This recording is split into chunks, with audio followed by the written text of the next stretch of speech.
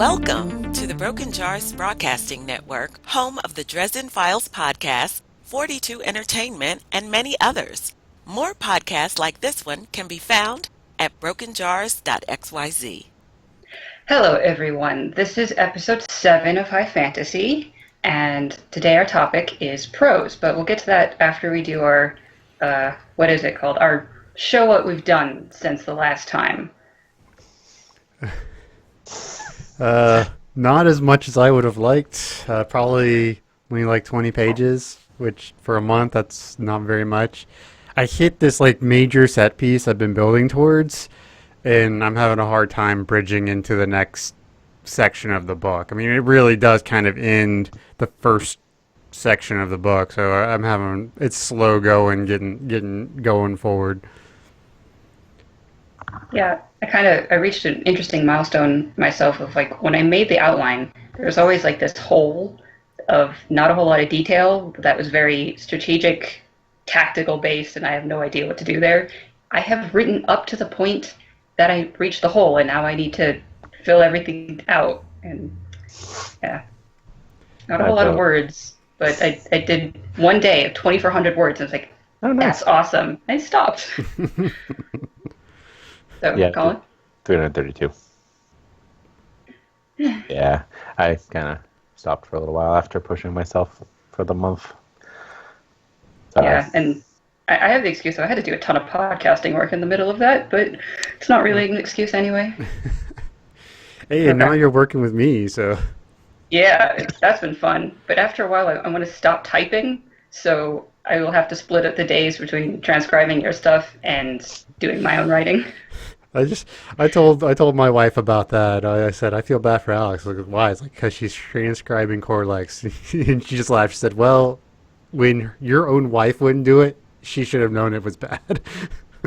I never knew that Kelly wouldn't do it. And it's not that hard. I now have... My handwriting's pretty bad, though. I've gotten used to it so far. Which is a interesting thing to say about my brain, I think. But...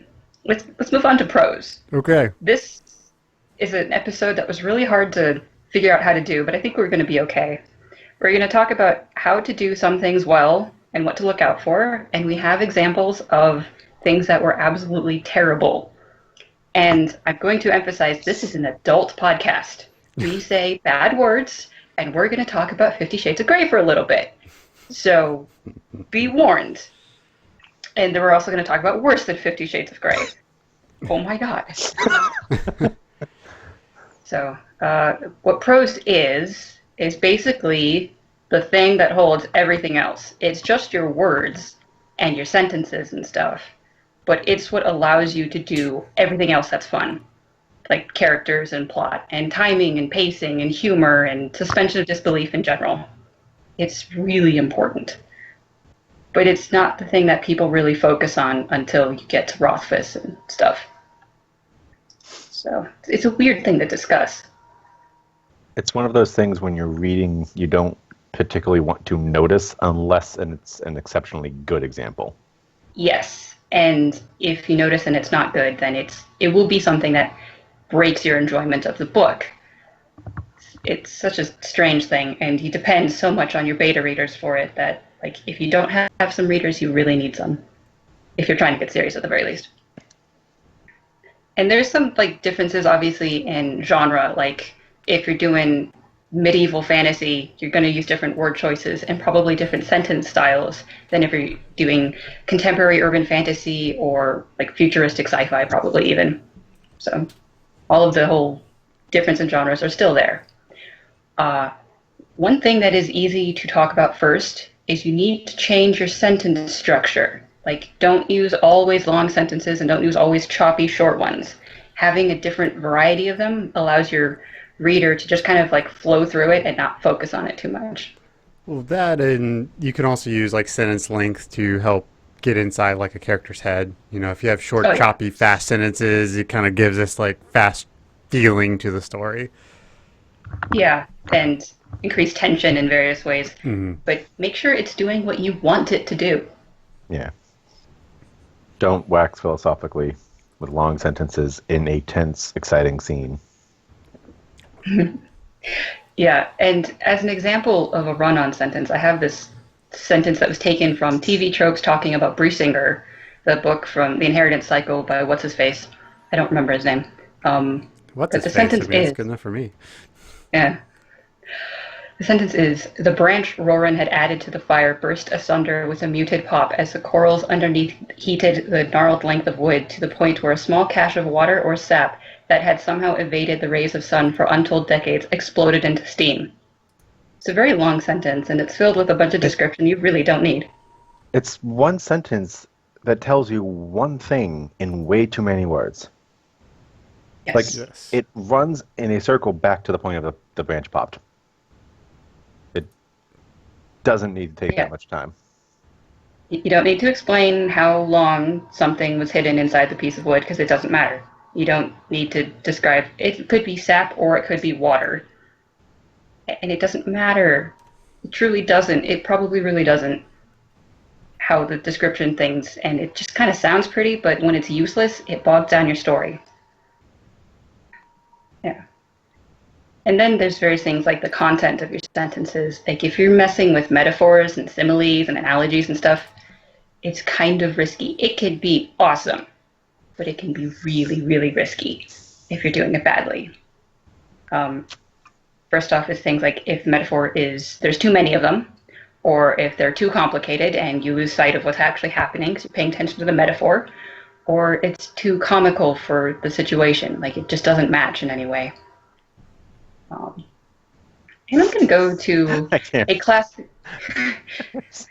Yes, Colin is going to be laughing at this. I'm going to read some from a classic example of really terrible prose that comes from the book or series called Bronwyn, written by Ron Miller. I think it was published sometime in the 70s, and it was genuinely published, not self-published. Not like self-publishing is not genuine, but someone decided to put money into this thing. Okay. Describing this woman as they're getting into they're going to have a fun, sexy time scene. Start with Bronwyn standing pale and tall in the nervous light that shimmered through the vibrating canopy of green leaves. Do you guys have any things about that sentence you want to call out first? It's technically not a complete sentence. Yeah, grammar is wrong. I don't know how light. Light? Yeah, how can light be read it nervous? again. I was actually kind of spacing out. What? Sorry. Okay. Bronwyn standing pale and tall in the nervous light that shimmered through the vibrating canopy of green leaves. One, there's way too many similar words. Shivered, vibrate, all pretty much conveys the same shaking motion. So Yeah. I guess everything's just shaking. It's like earthquake time. Woo! I think that's It's what not he's an trying to earthquake. say with nervous light is that like it's flickering because of the leaves, but But it's an odd choice. nervous is an emotion. How can light have an emotion? And if the canopy of green leaves, that on itself could be fine, but vibrating, earthquake time. But that's not an earthquake. It just, ooh. Oh god, this guy's from Boston. Oh no, South Boston, Virginia. Sorry. Oh. So, geographic pride saved. Okay. Yeah. Just to depress us all. He has a lot of awards. Okay, I don't know why. I think but- he's an illustrator, not Yeah. primarily a writer. 90, early 90s. I'm going to skip a lot of this excerpt and go to talking about her face. Her face had the fragrance of a gibbous moon, the scent of fresh snow. Her eyes were dark birds in fresh snow. They were the birds' shadows, they were mirrors, they were the legends on old charts. They were antique armor and the tears of dragons. Her brows were a raptor's sharp, anxious wings. They were a pair of scythes. Her ears were a puzzle carved in ivory. Her teeth were her only bracelet. She carried them within a red velvet purse of her lips. Her tongue was amber. Her tongue was a ferret, an anemone, a fox caught in the teeth of a tiger. This I don't know what isn't this one real, looks right? like. You're just making shit up right now, right? No. I do particularly like how he tries to build the metaphor off the one before it, even if it doesn't make sense. So he's got the snow, then the birds with the snow, and then the birds alone. And then he talks about charts on maps and legends. And you too can be a published author being this terrible. Yeah. God. It gets worse. See, I think that's something I've had to like remind myself is we don't like we try so hard to be really, really good, and we just don't have to be to get published. We just have to have enough people who like our shit. Yeah. Just like a 50 Shades of Grey. Have an audience. Yes, and we are going to discuss it, and it'll be after we deal with the torture that is Bronwyn. Oh my God. And I'm guilty of this because one of my favorite books is Ready Player One, and there is some just absolute cringe-worthy dialogue in that show. I mean, in that book, it is bad. Like you're just sitting there going, "Oh man," Yeah. but I still love it. I've read it like 5 times at least. Yeah, but I don't know what he means by her ears were a puzzle carved in ivory. I think just like the twisting is kind of puzzly. I don't know. I'm trying to. It really just sounds like he wanted to use something being carved in ivory. He was like, "Yeah, puzzle." Whatever.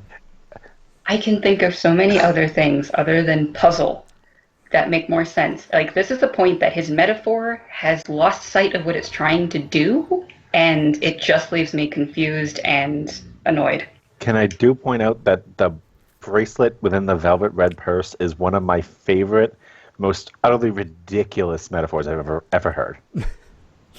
It's just I can't believe he came up with that, let alone it got published. I think I'm really confused with her tongue was amber, her tongue was a ferret, an anemone, a fox caught in the teeth of a tiger. How is her tongue amber? Is it in color? Is it in texture? How is it a ferret? Is it because she's moving it really fast and it's freaking out? Is she just standing naked in this clearing? How is it an anemone? Does it have like a ton of tentacles that's like moving in the water? And how the fuck is it a fox caught in a tiger teeth? Like, is it also freaking out because it's dying? Do y'all ever watch Friends? I'm dying right now. Not really. Okay, well there's an episode where Joey finds the thesaurus function in Word, and this reminds me of that episode where he's just like finding like every word he wrote this letter is like every word he like found the like biggest, most like important sounding word he could find and made completely no sense. Yeah, thesauruses are awesome tools. I use one pretty frequently when I'm writing because I need another word for that thing I'm using too much. But you have to make sure you understand what the word is and what you're doing with it. Because I think this is mostly a problem with like teenagers in high school trying to be philosophical, and they're showing off their massive intellect and don't realize how terrible it actually is because they're using words they don't know. He was about 40 when he wrote this. Oh my God. Can you read the legs one? Yes. Just for people who don't see this right now, if they don't click on anything or whatnot or look it up. It's 2 pages with paragraph after paragraph, each one focusing on a different aspect of her, and it just keeps going. It's confusing. Please do the legs one. All right, a paragraph about her legs. Her legs were quills. They were bundles of wicker. They were candelabra. The muscles were summer lightning that flickered like a passing thought. They were captured eels or a cable on a windlass. Her thighs were geese, pythons, schooners. They were cypress or banyan. Her thighs were a forge. They were shears. Her thighs were sandstone. They were the sandstone buttresses of a cathedral. They were silk or cobwebs. Her calves were sweet with the sap of elders. Her feet were bleached bone. Her feet were driftwood. Her feet were springs, marmosets, or locusts. Her toes were snails. They were snails with the shells of tears. I don't know what his obsession with repetition is, too. Not only are these metaphors absolutely appalling, but he loves repeating things constantly. Sandstone to sandstone buttresses. Sandstone. Yeah. Fresh snow to fresh snow. Like, also, her thighs were a forge? Her thighs were shears? Is she, like, cutting things with the strength of her legs? I mean, That I've actually seen makes a little impressive, sense, but like, there's been impressive people like squeezing their thighs on a watermelon and making it burst, but I don't think she's doing that. She is just standing there. Yes, Now, there is presumably, with no her tongue flapping description. around. Her legs are constantly glancing. There is no definite description of her moving, and yet he also starts describing her back. Her back is a snake. It is an anaconda. It is an anaconda's strength. And it's like, how are you An seeing this? Are you anaconda's standing in front of unknown her or what? hieroglyphic. Yes, forgotten hieroglyphic. Oh What? God. Her buttocks were fresh baked loaves. They were ivory eggs. They were the eggs of the lonely phoenix. They were a fist.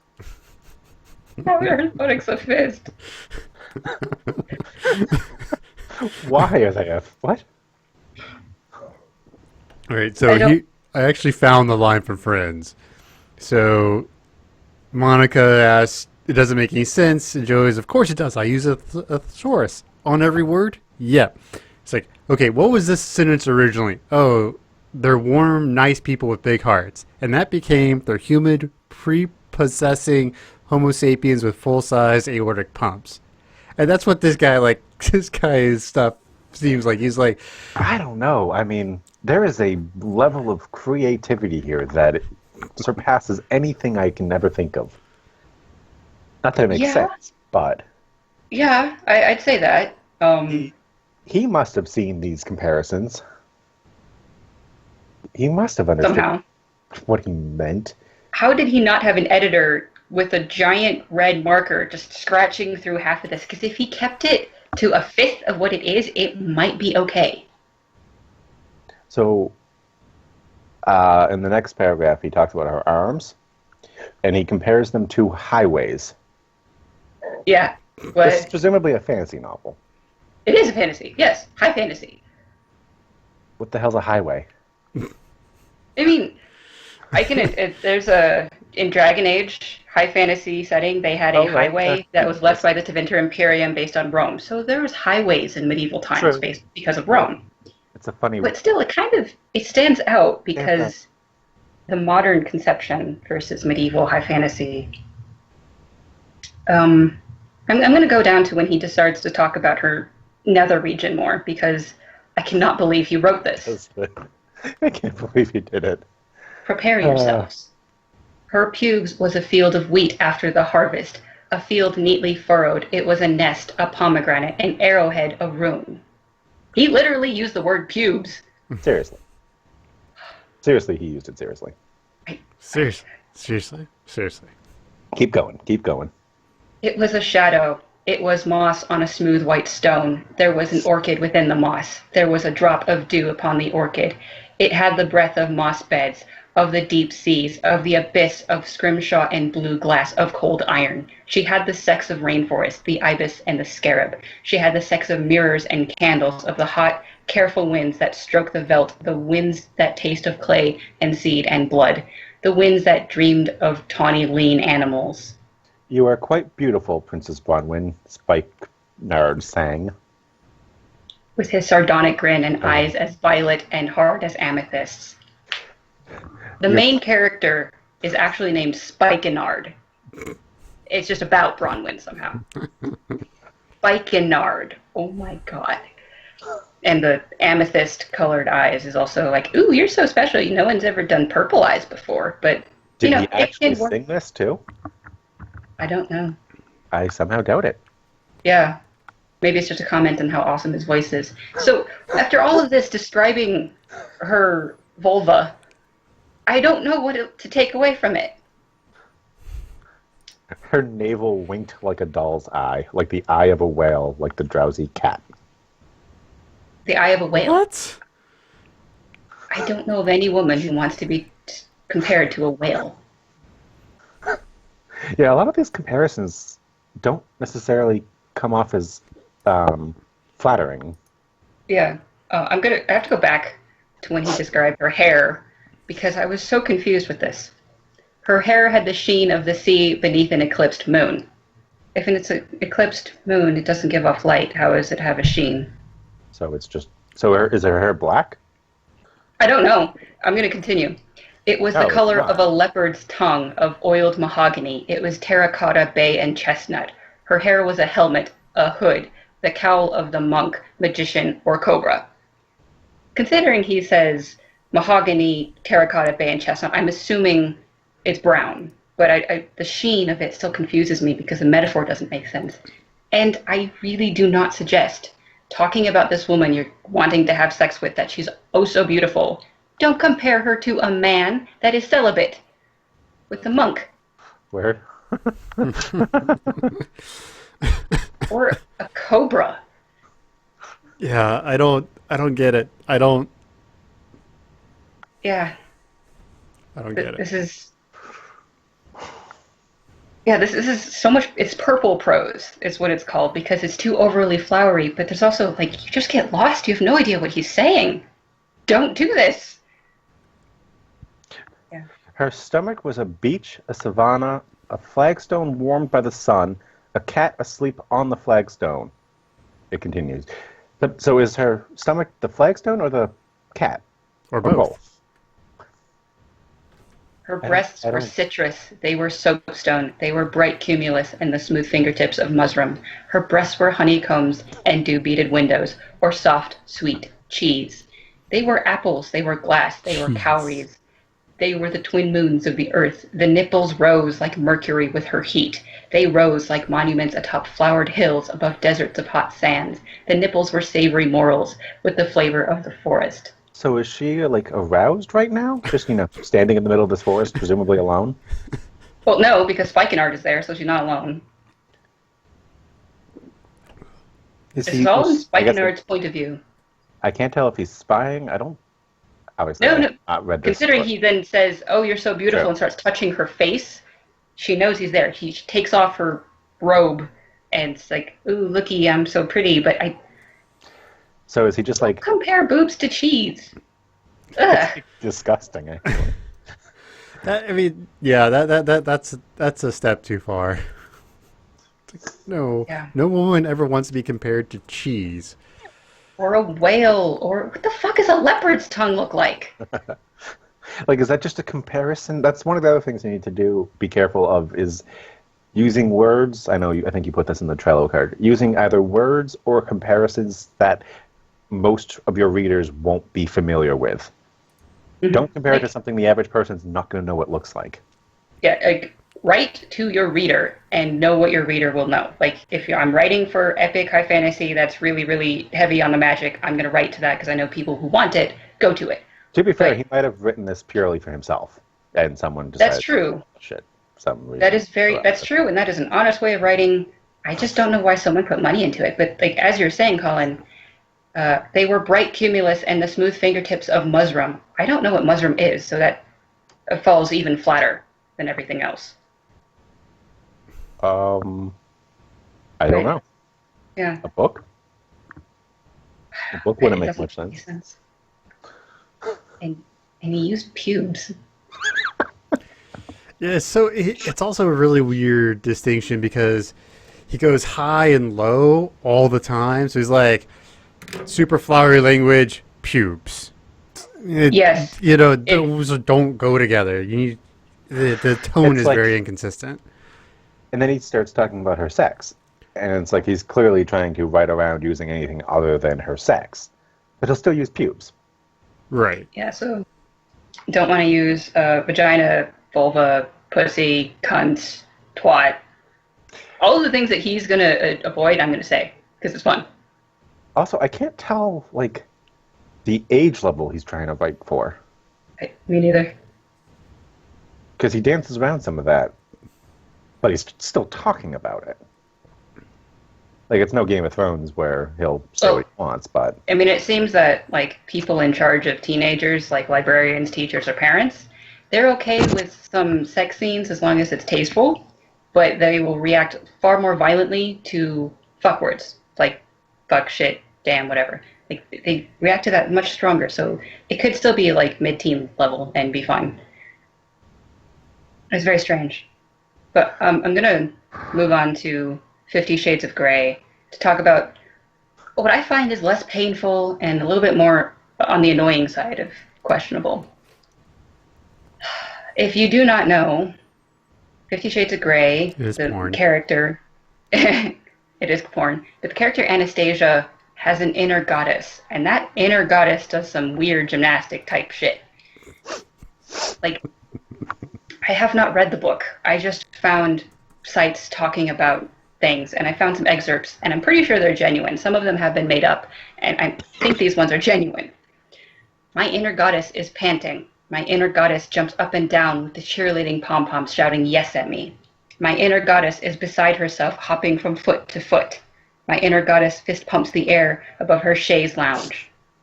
This is the kind of things that she does with it, and I guess she's trying to show the character's emotions with it. I'm genuinely confused what emotion it is sometimes. Like, cheerleading pom-poms shouting yes, okay, that's pretty good, but my inner goddess is spinning around like a world-class ballerina, pirouette after pirouette. I don't know what emotion she's trying to show there. I think it's just supposed to be like super excited, you know. That's not what I think of. I mean, excited, cheerleading pom-poms, that makes sense, but a world-class ballerina doing her work and pirouetting is a fairly complicated thing to do. I don't get excited, and so I think that it's kind of missing the actual emotion she's getting to. Didn't you know ballerinas just start pirouetting every time they get happy? I mean, if I could do that, I might do it, but I can't. So I assume that at that point, they're just think of it as work. Well, also, if she's so excited, why was her inner goddess sitting on a chaise lounge? Yeah. My inner goddess is doing the merengue with some salsa moves. My inner goddess is doing a triple axel dismount off the uneven bars, and abruptly my mouth is dry. Because you just ruined your whole mood with that comparison? I mean, if it's excitement in the way that the ballerina thing is, then the triple axel dismount, that's awesome and exciting, but why is your mouth dry? That sounds more anxious. Shouldn't you be like drooling in excitement or something? Or is she nervous suddenly? I don't know. This is the thing. I mean, context would help, obviously, but this thing is really weird and hard to do. And she goes on talking about her subconscious. I do not know if her subconscious and her inner goddess is the same entity, but she's got people in her brain, damn. So TV Tropes has the example here. So what they point out is that she uses these very flowery metaphors of her inner goddess and then just switches straight to crass sexual language. So the example here is, I flushed. My inner goddess is down on bended knee with her hands clasped in supplication, begging him. I like your kinky fuckery. Yeah. It just those don't go side by side. I don't know. Yeah. They weren't side by side, but So her subconscious is a bit more unhappy with her, usually, it seems. Try to be cool, Anna. My tortured subconscious begs on bended knee. It's like my subconscious is figuratively tutting and glaring at me over her half-moon specs. So how many times does she mention her inner goddess in this? I'm not really sure because I don't have the book. It's limited, but there's so many examples. Yeah. She felt like Icarus flying too close to the sun. Okay, that one could work because That one actually does kind of make sense. It makes sense. It's just like you don't deserve that metaphor. I have that one saved over here. So he's too gloriously good looking. I have a vision of myself as Icarus flying too close to the sun and crashing and burning as a result. That's the line. That could work. I think that it should be executed word-wise better, but if she did it just once, it would be fine. But later... Well, this is a different... Yeah. Later, she says in dialogue, "You beguile me, Christian. Completely overwhelm me. I feel like Icarus flying too close to the sun." If you're going to do something that's that specific, I recommend doing it only once.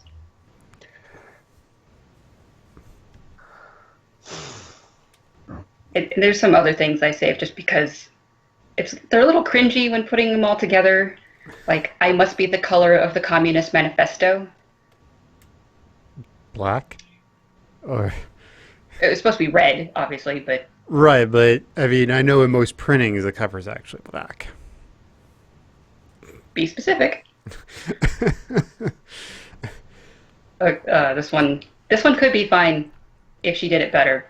I am all gushing and breathy, like a child, not a grown woman who can vote and drink legally in the state of Washington. If you left it as not a grown woman, which she is, and just like period right there and cut off everything else, it would be fine. But with it, it's just, you don't need those words. Cut them out. They just bog everything down. See, my issue has always been getting enough words. I tend to be too brief. And so it's good to know people have the opposite problem. I mean, there's definitely times you need to explain, you need to detail, but Word oh diarrhea. God. Yeah, that's a good way to put it. I can't His believe voice- we spent 2 pages talking about every little aspect of this woman's appearance. Yeah. But his voice is warm and husky, like melted caramel or something. That's literally what she says. Or dark something. melted caramel, ... or something. I think she's trying to be funny. I don't know. Or I mean, great. We don't know the full context, but I could see that mental train. If you're trying to get the mental train to be that she's confused and it's all flummoxed, if that's sort of the idea, I could see having that or something, to sort of give that idea that mentally she's having a hard time thinking. yeah, and yes, we don't know context, but it sounds to me like something you'd leave in like a first draft and you have to come back and specify later because you're trying to describe this very important character. You want it to be fairly clear as to how attractive he is, right? Well, He's so attractive that she can't think straight. or they're trying to. Maybe the description is supposed to be more everyman kind of thing, so you keep it unspecific so the reader can overlay their desires on top. I think this was just straight up like absolute wish fulfillment of the pinnacle of attractive male whisking this girl off her feet. Yeah, Not something most people relate to. yeah, and those things are very good points. Like if you're doing something like this, you want to have the reader self-insert themselves, leave the point of view character kind of vague in terms of physicality, so they can just insert themselves. And they do this a lot in things like YA because the teenager wants to know what it is for themselves to be in that situation. But they still generally leave the attractive person as specifically very descriptively attractive. Right, and it also happens a lot in video games where they leave the faceless, voiceless player protagonist so that you can just overlay yourself on top of them. Yeah. Isn't that one of the criticisms of Twilight is that just a typical female teenager that every girl in America reading it would relate to. She has brown hair, so only like half the population. But who then goes to have the worst possible relationship with a vampire ever that taught everyone reading that horrible things about how to focus on it. And 50 Shades of Grey is the BDSM version of Twilight. That's how it got its audience. That's why. Didn't she write it as fan fiction of Twilight first? Yes. Yes. And she got a publishing deal, so she just changed a few names and did it, and she made a ton of money. It's the audience that makes you successful, which is unfortunate. But there are a few other things that kind of was weird to me.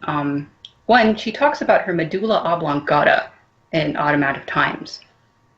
And from a very tiny, underused part of my brain, probably located at the base of my medulla oblongata, near where my subconscious dwells, comes the thought, he's here to see you. I don't think you need to specify where in your brain your subconscious is.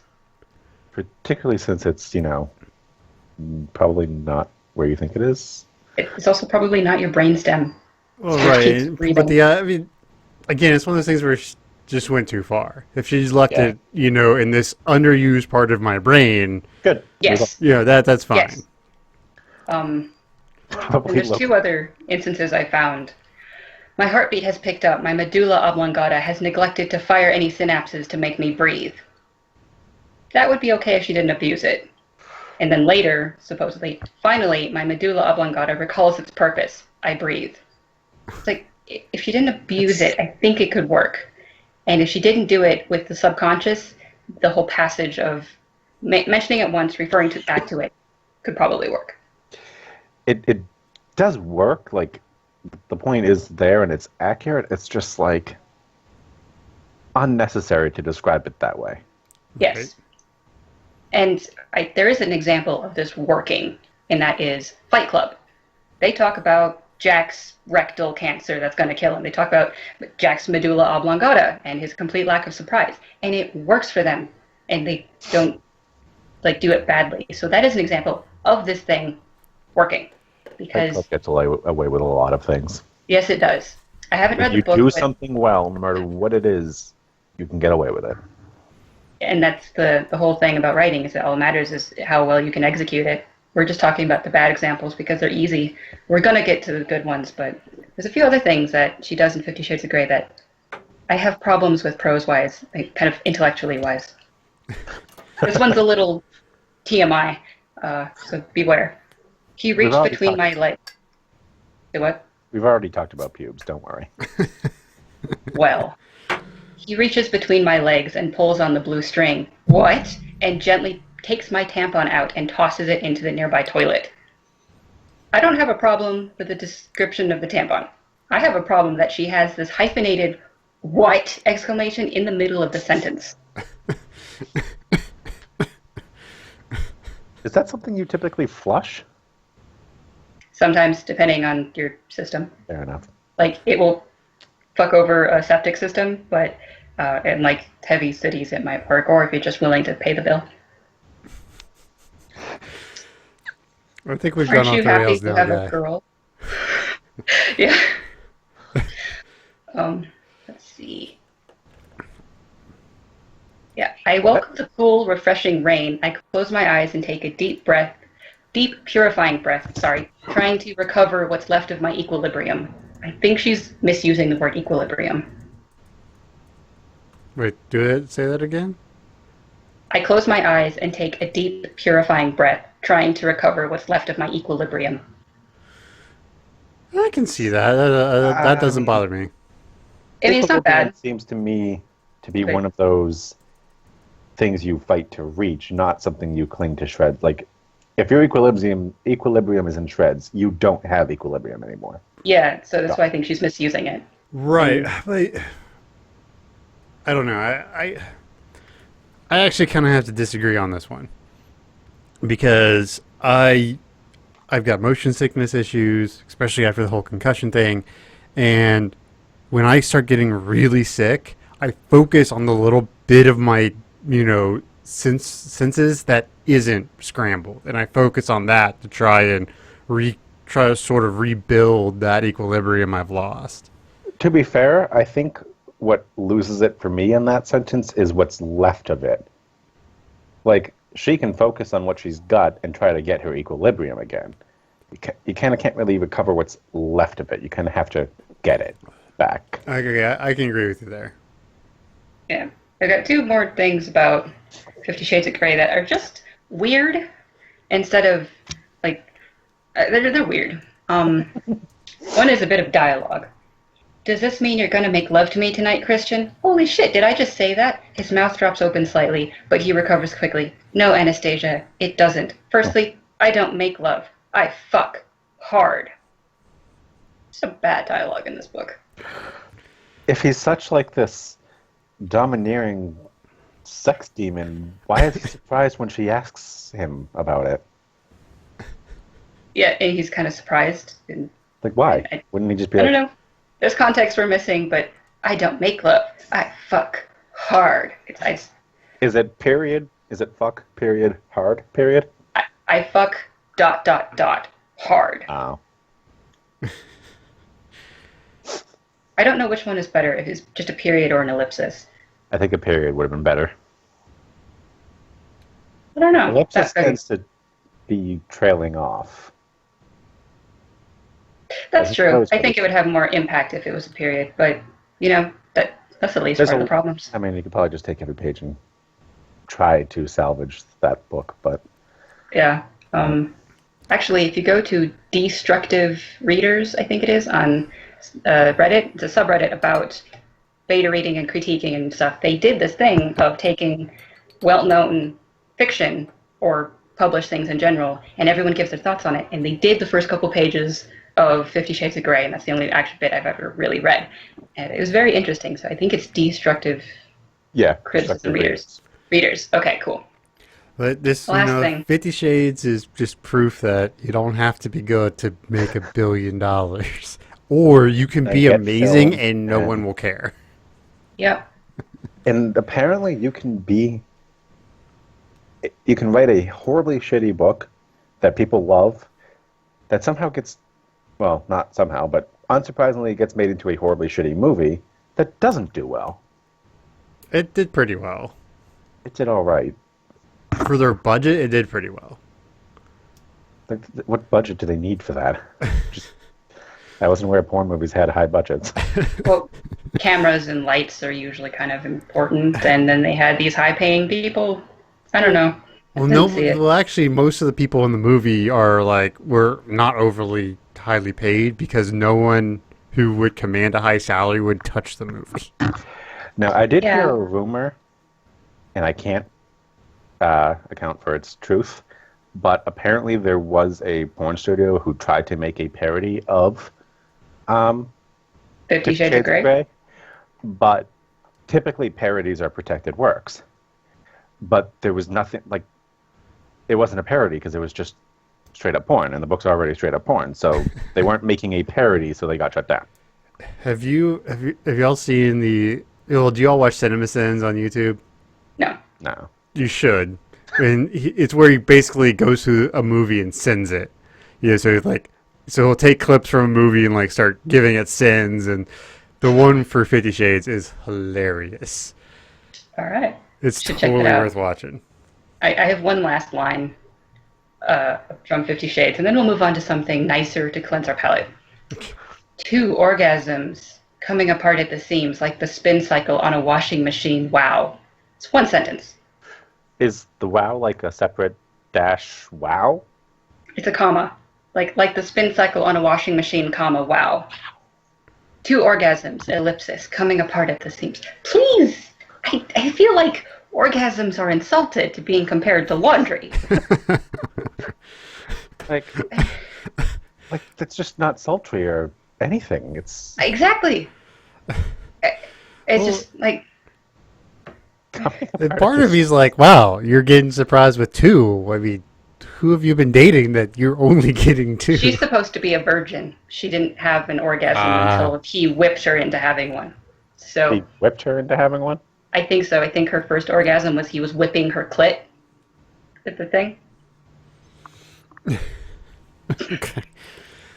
I warned our listeners they better not be surprised. But let's go to something nice, something that is genuinely nice to read. It is the prologue for Name of the Wind by Patrick Rothfuss. He has a reputation for being really beautiful in his prose, and that's part of the reason that it's taking so long for him to finish his series, because he's making sure it's perfect.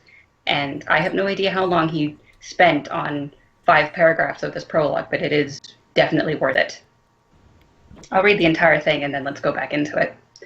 So it's called A Silence of 3 Parts. It was night again. The Waystone Inn lay in silence, and it was a silence of 3 parts. The most obvious part was a hollow, echoing quiet, made by things that were lacking. If there had been a wind, it would have sighed through the trees, set the inn sign creaking on its hooks, and brushed the silence down the road like trailing autumn leaves. If there had been a crowd, even a handful of men inside the inn, they would have filled the silence with conversation and laughter, the clatter and clamor one expects from a drinking house during the dark hours of night. If there had been music, but no, of course there was no music. In fact, there were none of these things, and so the silence remained. Inside the Waystone, a pair of men huddled at one corner of the bar. They drank with quiet determination, avoiding serious discussions of troubling news. In doing this, they added a small, sullen silence to the larger, hollow one. It made an alloy of sorts, a counterpart. The third silence was not an easy thing to notice. If you listened for an hour, you might begin to feel it in the wooden floor underfoot and in the rough, splintering barrels behind the bar. It was in the weight of the black stone hearth that held the heat of a long-dead fire. It was in the slow back and forth of a white linen cloth rubbing along the grain of the bar. And it was in the hands of the man who stood there, polishing a stretch of mahogany that already gleamed in the lamplight. The man had true red hair, red as flame. His eyes were dark and distant, and he moved with the subtle certainty that comes from knowing many things. The waystone was his, just as the third silence was his. This was appropriate, as it was the greatest silence of the three, wrapping the others inside itself. It was deep and wide as autumn's ending. It was heavy as a great river-smooth stone. It was the patient cut-flower sound of a man who was waiting to die. Eh, kind of wordy. But I mean, you do get a good. It has. I think it's supposed to be heavy, and it does feel heavy when you read it. You know, it feels while you're reading it, it almost feels like you're putting it on your back yourself. I mean, this is as wordy as he is in the rest of the book as well, because it's sticking to this kind of verboseness that makes the character Kavath, the man that has true red hair. And so if you dislike this, don't read the book. That's half the point of a prologue, is showing you what you're getting into. To be fair, I But don't think any other parts of the book hold to this level of prose. I don't think they do, but there's a certain level that is kept in at least the word choice. But he goes heavy with this one, Yeah. definitely. Like, I've always thought this was over the top flowery, but at the same time, you just don't care because it flows and it does what it wants to do, and he does it well. Yeah, I mean, the sentences are kind of long, but they're not unwieldy. They're not like the whole thing of water or sap trapped in a branch before it's popping. It sticks to what it's supposed to do, and there isn't a single word in here that isn't doing its purpose. Like, I don't care about the sap exploding in a branch. It doesn't matter. This tells you everything you need to know about the story before it even starts. Mm-hmm. It's sullen, and this man is waiting to die. And I think in the last paragraph, when they're describing this heavy third silence, it talks about it as being as wide as autumn's ending, which is a time of dying as everything is moving into winter. And then as a great river-smooth stone, which makes me think of endurance, and the patient cut flower sound of a man who's waiting to die, just as a flower will die when you cut it. He sticks to the same theme, and he doesn't go too much. I think my favorite silence is the second one.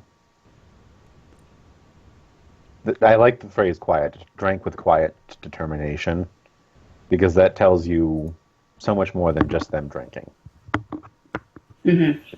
Basically tells you their whole life story in 4 words. I like the idea that the silences make an alloy. It shows the atmosphere in that way. Yeah, I can see that. Not a place I want to be. Yeah. So I don't know. We're 2 books in, and I am still not where I think Quoth is supposed to be. It takes so long. Mm-hmm. So I decided to bring in what I think is maybe the best opening line of all time, because it's short and sweet, and it sets the mood for the entire book better than I've ever seen. And it's from Fear and Loathing in Las Vegas, written by Hunter S. Thompson, and it's, "We were somewhere around Barstow on the edge of the desert when the drugs began to take hold." Like, It does introduce you into the beginning of the trip. yeah, and it's just like, oh, this is the kind of book it's going to be. It's going to be Exactly what. What opening lines should be doing. It's something that is a hook and tells you what's happening enough that you are centered and you can keep going. right, and Versus it's also because it being it's a one-off, right? I mean, this book, there was, it's not part of a series or anything, so it's really good that just gets you right into it. Where like other books that are a series, you don't necessarily have to just like be an amazing start, because people know what's going on already. Like it's a line that you don't need to know anything about the book. You don't even need to know the genre. It's just it tells you right away everything you need to know about the story.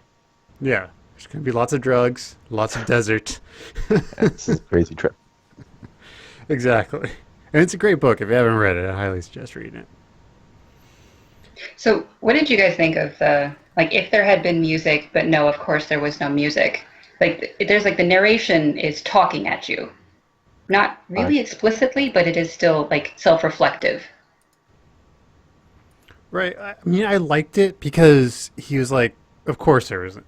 It's sort of this foregone conclusion, and it helps the reader to get their mind around the things that should be foregone conclusions.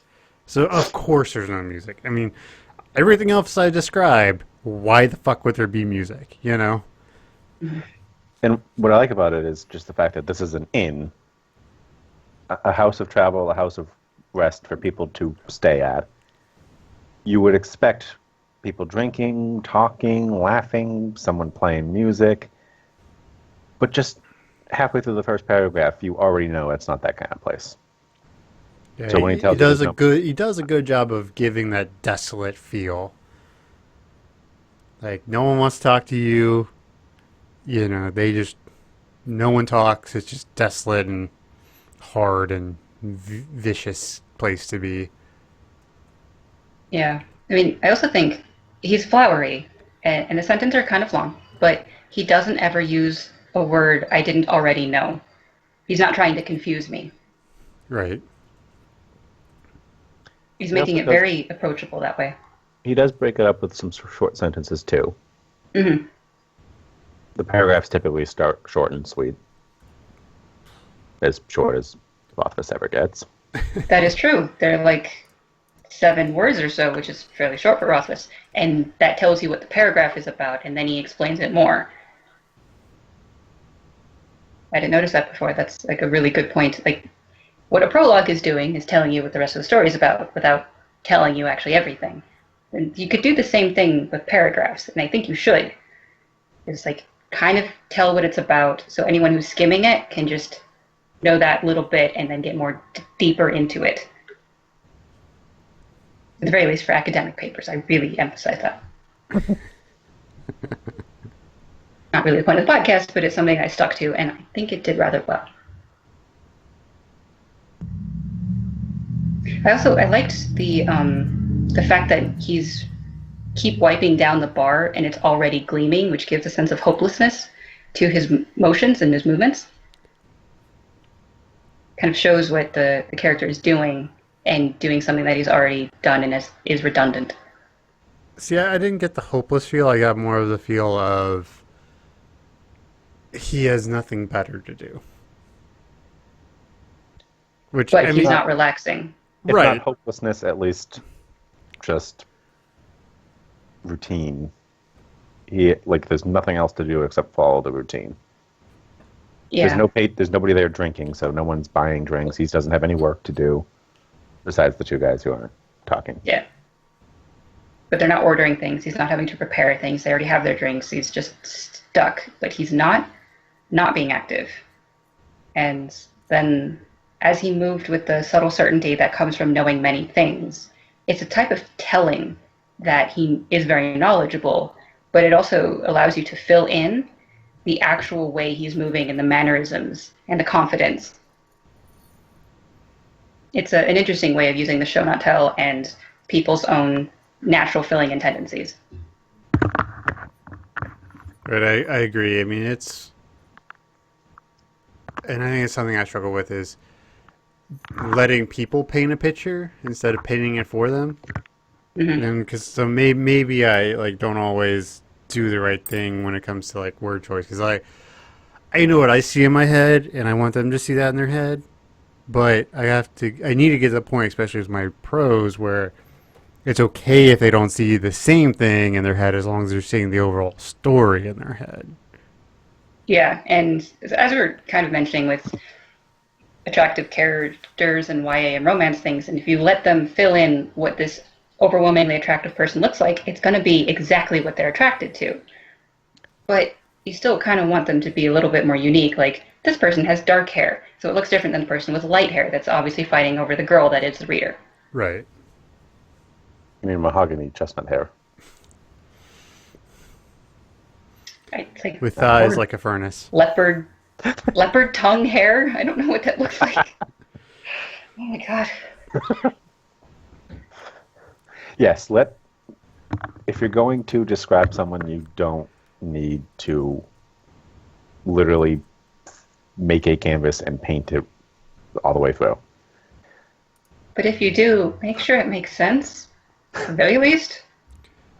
Well, I'd rather a clear picture of a character than a befuddling one. I mean, you can say someone has red hair and blue eyes and are very pretty. Yes. That works. I don't need to know that her cheeks were lines of. I accepted a darker tongue, actually. Yeah, I mean, okay, so Jacob shared a picture of a leopard's tongue, and it's pink. It looks like a dog's tongue. It was That's not the color of hair. tongue of oiled mahogany. That's not the picture we're looking at here. It's pink. And then he tongue. uses 5 words to describe brown. They're all different shades of brown. Which, okay, if she has multicolored hair and highlights or something, fine. Describe them as highlights. His descriptions were so often, like, contradictory. Yeah. I mean, about hair, Kvothe is supposed to have really, really bright red hair. Like, What is true red hair? Yeah, so, like, Red is fire flame. hydrant red hair. But flame. Flame is not red. Flame is not actually red, but it is always the, like, flame red hair or, like, fiery redhead. But Which I think of more as, like, an orange. right. Yeah, Well, a flame lot of isn't red. redheads actually, their hair Are is more orange. orange than. So when he Red. says true red, is he talking about, like, actually red hair, like orange? think so. Most people's hair, or red hair is usually orange. I think it's, like, there are the illustrations to go with it, and it's very, like, it's actually red-ish. Really? Oh, I've seen Yeah. it orangey. It's Oh, just, yeah, no. But yeah, it's red, but flame is not actually that red, Oh. unless you put something in it, like firework stuff. But Yeah, I always thought that was, like, the most jarring portion of the intro. yeah, I've had that problem with all sorts of fantasy that they describe as flame red hair. It's not red. Knowing how much effort he put on every word, he meant something there. I just but Yeah, or maybe he just really likes the idea of flame being on this person who's really subdued, which I could see, but I don't know. It's something I've been puzzled about. King Killer also suffers a little from the wish fulfillment. People argue about that way too much. It's something worth arguing about, but like Yeah, King Killer's a all great forms. series so far. I highly encourage people to read it. There are many potential issues and arguments to be made on either side of the story, while still enjoying it. Yeah, this character, he's telling his own story to another person, so it suffers to this thing of, I was so awesome when I was a teenager. Was I he got really? abducted by a sex goddess for like a year and had sex all the time and then came out. Yay! Okay, I'm going to point out, he was abducted by a fairy, Felurian, and he started having sex at this point, which was fun for him. It was about 3 months. It was not a year. And then he comes back and no time has passed and he starts sexing all of the girls around him. Fun for Because him. he's so good at sex now. Yes, and people like complain about this, and I have seen the phrase 50 Shades of Fae to describe it, but I have to defend it because it was not as much as people say. It's not like taking over the entire book. It was like 20 pages. It was not 100. But like people get Also, really what's- upset about that bit. Going to die if he didn't get out of there. Yes, he was going to like live with her until he died, so he needed to find a way to get out. It was very weird, strange things, but Still people comes get up annoyed fulfillment. with how like sexually awesome he is in the series, but it's also this wondering like how much of what he's telling is real versus like he's embellishing it because he's telling his own story. Right. And people fight about this forever.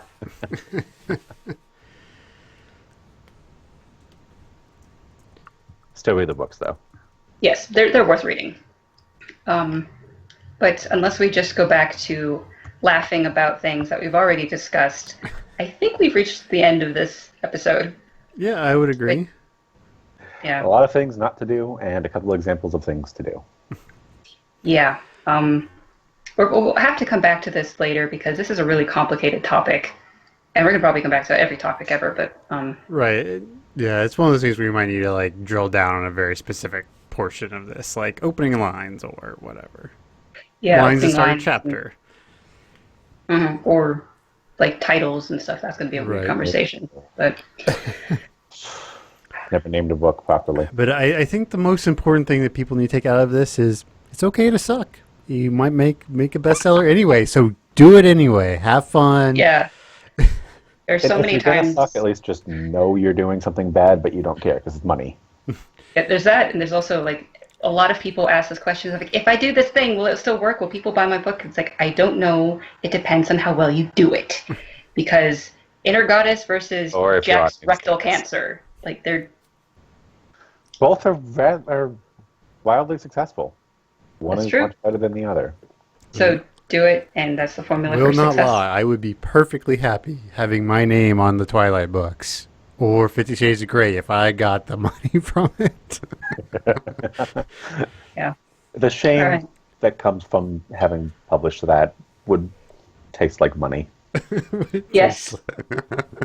And then you just can do other things under a pseudonym, and no one has to know, except for your tax person. But like, let's plug all of our other stuff. There's the Dresden Files podcast, which the next episode is going to be really interesting because we're having Jacob's brother on talking about religion.